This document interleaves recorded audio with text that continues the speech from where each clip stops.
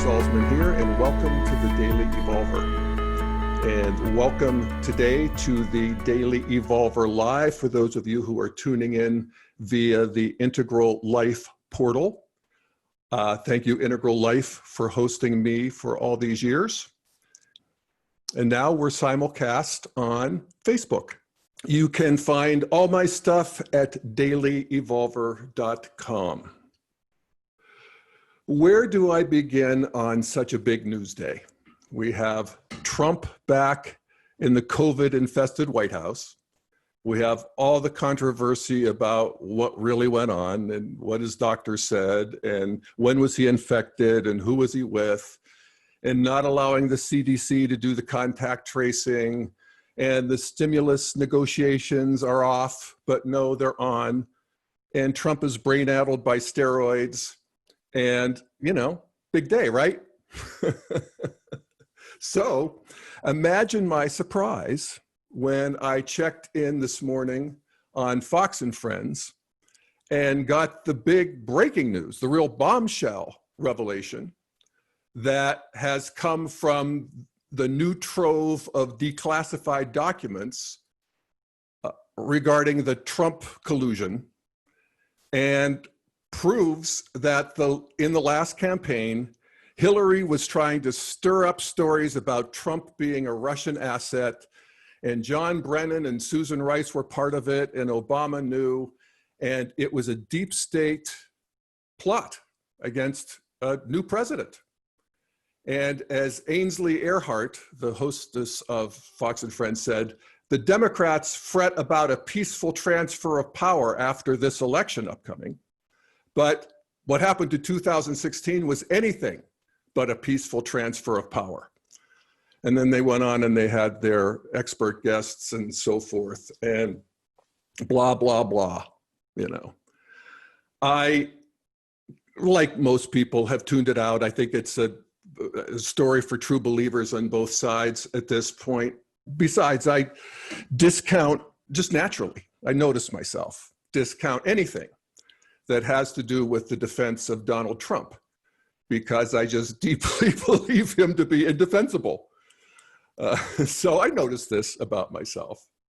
I will also say that I always thought that the investigation into the Trump-Russia collusion story was a legitimate one, considering the circumstantial evidence against Trump. And how else would one explain Trump's affection for Putin?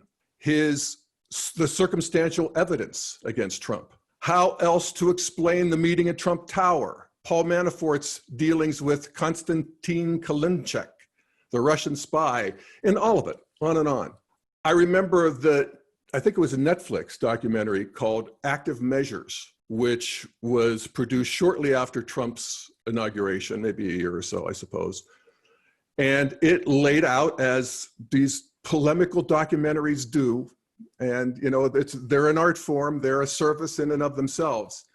And it laid out Putin's 30-year history of trying to subvert American democracy, Trump's dealings with the Russian mob, how Russia ropes people into being assets through the three prongs of flattery, sex, and money.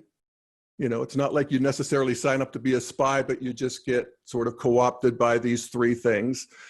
And you have to admit that is the Trump Trifecta: flattery, sex, and money. And so it all made sense in the physics of its own argument. But now, you know, I'm not so sure. And I still think it's true. And I think that historians are just begun to plumb the shallows of Donald Trump's mind and business dealings. But I'm good not totally getting it, not totally knowing. I think these things are unknowable in some way.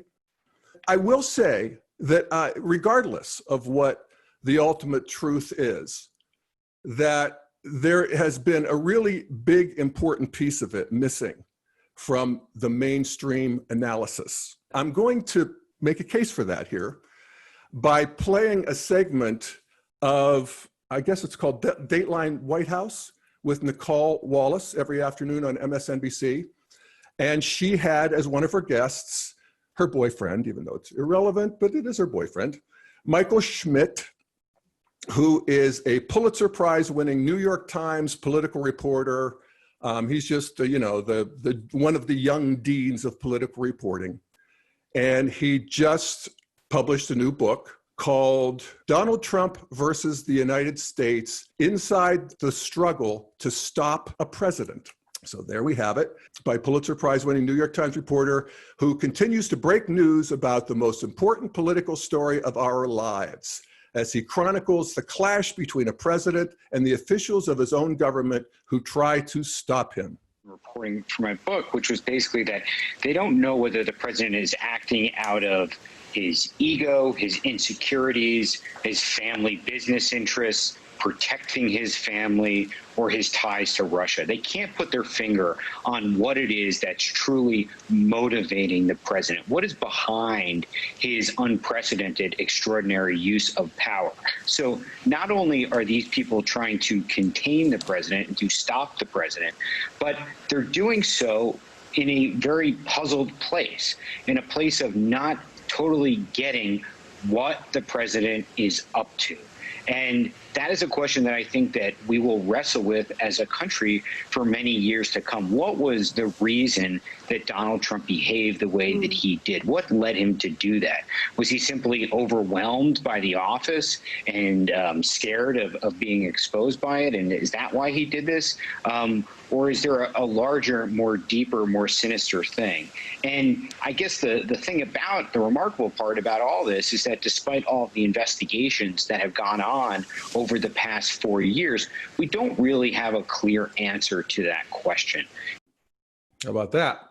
So this is the creme de la creme of political reporting. And to explain Trump's affinity for Russia, we have his ego, insecurity, family business, his ties to Russia.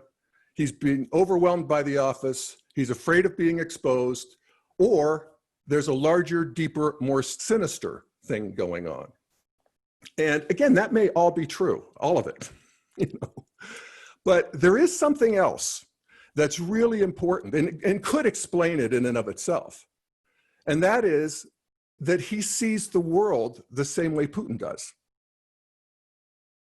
He actually likes it. He is himself an autocrat. That is, he has a good, healthy dose of red.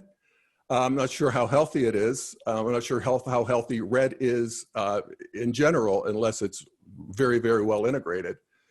But just in general, he likes the way the world works when an autocrat is in charge. And autocrats often get along very well with other autocrats. And they fawn over each other and they praise each other and they create these geysers of bullshit that they both ride until the worm turns, and then they go after each other. And it's welcome to human history. All these modern ideas that come on in the 1700s in terms of philosophy and in the first real enactment with the Declaration of Independence, the US Constitution, this idea of true separation of powers, checks and balances, of these world organizations and treaties, letting the experts work things out, and alliances where everybody has to be treated with respect and everybody has to be listened to. And we want to cooperate with people who are opponents. We don't think of them as enemies anymore. All of that it's annoying to an autocrat. It's like, why? What's the point? Even voting itself, I mean, most autocrats have some patina of elections these days. They didn't used to. I guess it's progress that they do. Hypocrisy is a stage on the path. And a true autocrat, like Trump in his heart, is not really going to have any qualms about rigging an election. You got to be a killer out there. And we heard it. It was the last thing ringing in our ears from that first debate last week. It's going to be months before we get this sorted out, says Trump. It's literally the last thing on the debate. I think it turned a lot of people off. I'm hoping that it did. Because one of the things that we see, particularly as we look at all of this from a developmental view, is just the evolution of the idea of leadership itself, and what it even means to be a leader. we have a consensus these days. It's a modern/postmodern consensus that leadership is about inspiring people to a goal, bringing out their best, persuasion, getting other people on board, caring about them, serving the people you lead. Being servant leadership is a big thing. This is not the way it has been. This is new. It used to be about domination. Who is able to assert their will onto their people? This has been my summer of World War II with I'm reading books on Nazis and the Holocaust and watching this amazing, probably the best television I've ever seen. I have friends who have literally said the same thing, and it's called A French Village. And it's, I think, 80-some episodes of a multi-year series created in France about the occupation of a French village after the Blitzkrieg in World War II, and just an amazing, amazing show. I mean, that's been the sort of core of my summer of World War II that's turning into the fall of World War II. But at any rate, one of the things that was surprising to me, I guess it wasn't, but it was definitely brought home to me, is just what leadership meant in those days. And that was that you bent people to your vision. I think of the Nazi documentary Triumph of the Will that was created in 1934, I guess, by Leni Riefenstahl, a famous German filmmaker, considered a great film, actually. It's of the Nuremberg Rally in 1934. And the idea is a great leader makes people follow, and he does it through some combination of fear and awe or adoration. You want to say love, but he who is feared is hated. I always thought that was a correct assessment by Lao Tzu or whoever said it, one of these old wise people. If you want to get a real flavor for it, it's something that's sort of always bothered me even when I was a believer, but it's like God. You know, praise me or you'll be sorry you didn't. 4 of the 10 commandments are about praise me above all others. That's an autocrat. And as long as you do, when the autocrat's happy, when Big Daddy's happy, everybody's happy. There's nothing as beautiful as Big Daddy smiling upon you. But when the worm turns, watch out. So that's really deeply embedded in the human psyche. Trump is a regression to that in many ways. I'm not the Trump hater I used to be, but part of why I'm not is because I can see this as I often say, psychopaths are people too.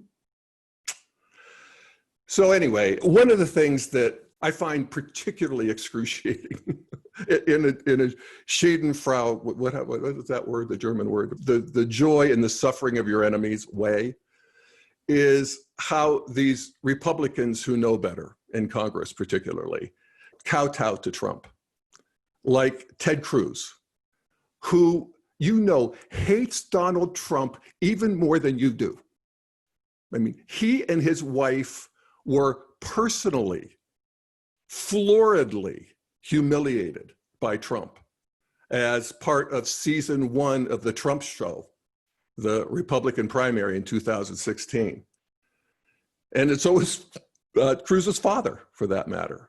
So he hates him. They all do, or many of them do. Some of them might like his policies. I think some of them do. But he who is feared is hated. That's one of the ways Trump keeps people in line. It's through fear. He said it. It's the title of Bob Woodward's last book, Fear, because Donald Trump said, I think it's the epigram of the book. He said, I hate to say this, but the secret to leadership is fear. Yeah, I may be bastardizing that a bit, but that's the essence of the quote. And so, the predicament that the Republican Congress people find themselves in, and Republican governors and all of the ones who line up behind Trump, is that their voters love Trump. And in our two-party system, which rewards partisanship and polarization, it's like Trey Gowdy said, who was a congressman who quit. He said the only election that Republicans like him, he's from Texas, The only election that a Republican in Congress can lose is to a challenger attacking them from the right. So they have to stay over there. And they do. But I think many of them will be very happy to see Donald Trump in the rearview mirror, and sooner than later. I do want to say one other thing about, sort of in favor of autocracy, if I may, is that, we hear a lot about how worldwide democracy is under siege, and we're having a geopolitical regression to autocracy in countries like Turkey and Hungary and Russia and China, Brazil, that this is a bad trend in history and the progress is reversing itself. I think from a developmental perspective, there's a better explanation for this as well. And that is that there's a reset in these countries that have a center of gravity traditional or earlier, or at least enough people in this territory that are, pre-modern in their hearts, that they're getting a government that's more aligned with their views. And oftentimes these autocrats that we see are very popular in their countries. It comes and goes, but Putin's 80% popularity? A lot of these countries were prematurely, we want to say, colonized by modernity, whether it was a revolution, a communist revolution, an enlightened leader like Ataturk, who comes into Turkey and gets rid of traditional clothes and traditional attitudes and puts the clerics in their place, or corporatist monarchies like Saudi Arabia that first force a certain modernity on the people because that's where the money is. And sometimes it's a delusion of people in the modern world that these countries have become more modern than they actually have, because they're playing in the modern system and leaders are able to play in the modern system as autocrats are. They can play green if they want to. So that is happening in a lot of countries. There's sort of that recalibration as the country itself continues to grind its way forward. And again, as I often say, evolution is beautiful but not pretty, and so we can see that. And we can also see that there can be fruits of autocrats working together, as in the Middle East. New York Times had a editorial about the normalization of relations between the UAE and Bahrain with Israel. These were very significant. Trump deserves credit for them. They're not as good as he says, but it's widely agreed that these are good things. That's autocrats working together. That was having all the diplomats in the world trying to pull that off can be far more frustrating and fruitless, as it has been for, since 1948. So anyway, we have this autocrat, and there he was yesterday in his Mussolini on the balcony moment, as he came back from the hospital and climbed the stairs and took off his mask. Was that sad and pathetic, or was it inspiring? And this is just how, where you are, your cosmic address determines how you receive that. We've all seen the video of him wheezing and breathing through his teeth and trying to keep it together. And, there is something that's sad and pathetic, but there's also something inspiring. The only thing we have to fear is fear itself. Don't let COVID take over your life. That's going to ring true for his true believers. But again, it's, I think, becoming a thin gruel for the rest of us. We're moving. I don't know whether we're done with Trump or he's done with us or not. I mean, clearly Trump will go on, I suppose. God's will be done. But whether he wins the election and continues to be president, I don't know. I don't rule it out, I'll tell you that. But it is encouraging to see where the polls are going, and to think that maybe we've had enough Trump, and that we are moving towards a new synthesis. There is a dialectic of history. I mean, this is really a key part of integral thinking, that there is a thesis, then there's an antithesis that comes up against it, and then with the battle between these two, there's a new synthesis. This is certainly true as new stages of development, consciousness development and cultural development come online. We had a big one in the past with the Civil War, and I'm going to get to that in a second because I want to point out Joe Biden in his speech at Gettysburg yesterday, where he did a beautiful speech. I loved it. I was very inspired by it. And it was done at Gettysburg, Pennsylvania, big swing state, of course, and also the place that one of the biggest battles of the US Civil War took place. The Civil War was, if we look at it developmentally, that was a big crisis between the emergence of a modern system in the North in competition with a traditional system, an agrarian system in the South, with even enough red in it to have slavery. Although traditional, particularly early traditional, plenty good with slavery too. But modernity, no good no more. The slavery and industrialization, a new kind of attitude, less ethnocentric. And we had to fight that one out in a way that was beyond brutal. I mean, we can't even imagine it. 2.5% of the population died in that war. Imagine that. And that would be equivalent to 8 million people dying today. We got to have a big uptick in violence before anything like that is going to happen. It's not in the cards. But, we can see that there actually continues to be, in the grinding updraft of evolution, a new struggle between worldviews or stages. And that is postmodernity coming online. It started really in the 60s and has really come to a new fruition with Me Too, Black Lives Matter. I've done many episodes on this.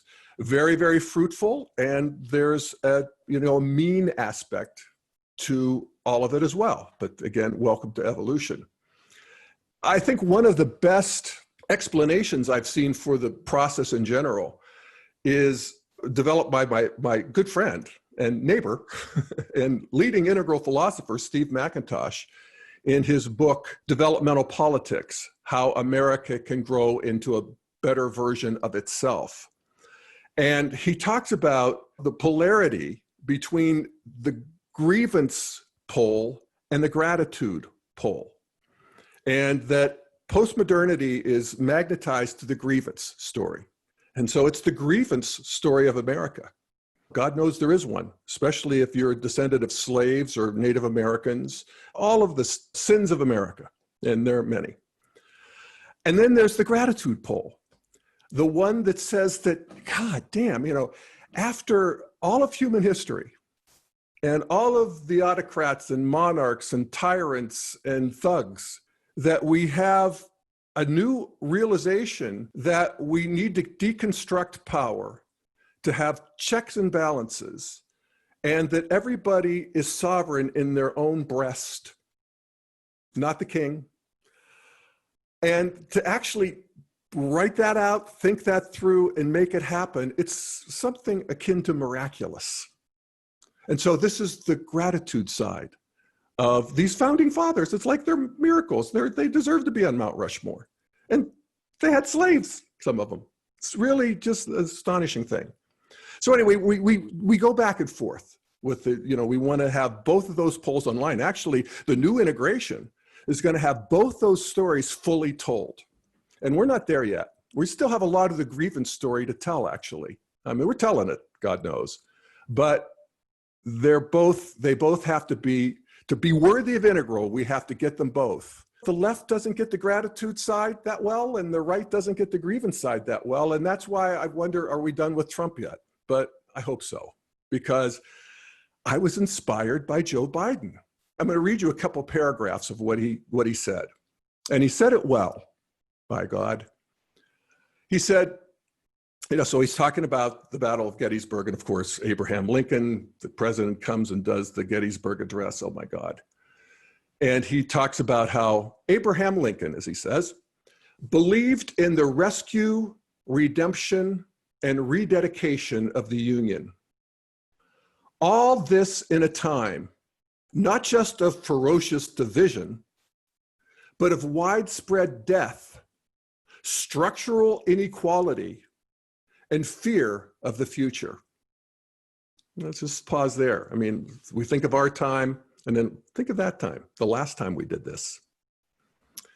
And he taught us that a house divided could not stand. That is a great and timeless truth.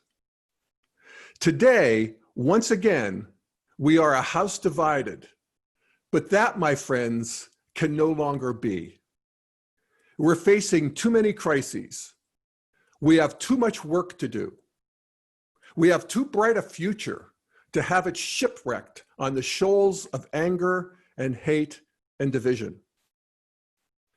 Instead of treating each other's party as the opposition, we treat them as the enemy. This must end. We need to revive the spirit of bipartisanship in this country, a spirit of being able to work with one another. When I say that, and I've been saying it for 2 years now, I'm accused of being naive. I'm told, maybe that's the way things used to work, Joe, but they can't work that way anymore. Well, I'm here to tell you they can, and they must, if we're going to get anything done. So, are we ready for this? I was inspired by that. I had this idea that Biden was at best a placekeeper. We've had enough chaos of Trump. Maybe we can catch our breath and he can be a caretaker, but maybe he's more than that. Maybe he actually is the next thing. There's a number of theories that we can plug in here. As an integralist, I love them all and I see the value of each of them. But there's the pendulum theory that we see in recent history, that we moved from a Bush to a Clinton, and from a Clinton back to a Bush, and then from Bush to Obama, and from Obama to Trump. And there's lots of pendulums swinging, always. The one thing to keep in mind is that while the pendulum swings, the clock moves forward. So that's a really important part of that dynamic. And maybe it's time for, after Trump, to swing back to something like, we're not a red America, we're not a blue America, we're one America.